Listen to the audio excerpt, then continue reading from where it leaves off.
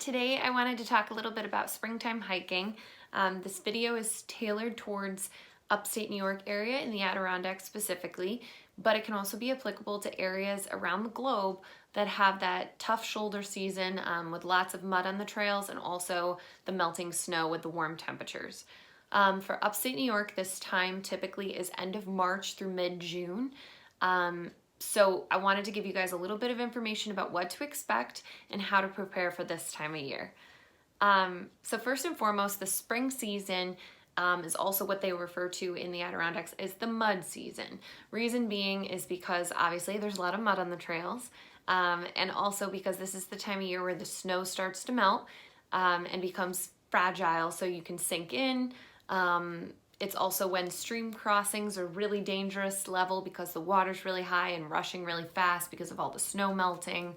So the point of this is that this is the time of year where hiking can be a little bit dangerous. You know, sinking in the mud holes or the fragile snow can be really dangerous because not only can you damage the trail itself, but you can hurt yourself. You know, the temperatures still get in the lows of in the 30s and freezing when you're at the summit or in later times in the mountains. So, you know, getting that wet on the trail can be really harmful for you and for the trails themselves because they're so fragile right now. So because of this, the DEC recommends that you hike mountains under the elevation of 2,500 feet tall. I know this is kind of puts a crimp in your Adirondack high peak journey, but there's a reason for everything that is recommended out there. And so please, because of the trails that you want to be able to use in June, let them harden up a little bit and just explore some of the lower elevation hikes. This is the time to do it. One is that although we're born and raised to walk around mud, you need to walk straight through it this time of year. One of the leave no trace principles is all about trail widening.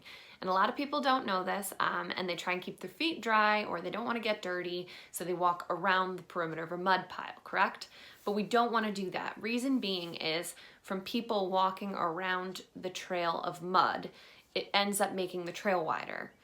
So we don't want to do that. We want to keep the actual trail the way that we found it. So walk straight on through the mud. Because of this, you're going to want a waterproof boot. You don't want anything seeping through or making your feet wet. So make sure that you invest in a nice waterproof boot. I use Vask and they're great. Another thing you may want to have in your bag is gaiters, leg gaiters, because this helps keep you a little bit dry. Mine are Outdoor Research and they're great. They clip right on. You can slide them right on. And they help prevent getting your pants wet or dirty while you're hiking. Another thing that's important is this is the rainy season, so make sure to have a waterproof raincoat in your backpack to be able to slip on as you need in case of rain. In addition to the increase in rain and in the mud, you also can expect to have higher water levels for stream crossings.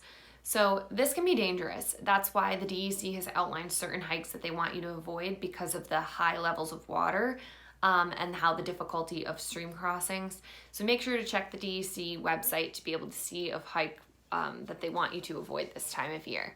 But if you do have to cross a stream, I wanted to give you guys some tips and suggestions as to how to navigate them. One tip is to make sure that you find your route. So scope out the stream before you go ahead and cross it. Once you actually go for it, make sure that you are confident in your maneuver. Don't try and get shaky or slip your foot. Just really focus on where you're gonna go and follow through with it. If you have trekking poles when you're crossing a stream, be very careful that they don't get stuck behind a rock or get wedged in the mud underneath the stream because that can help get you off balance. So you don't want anything like that.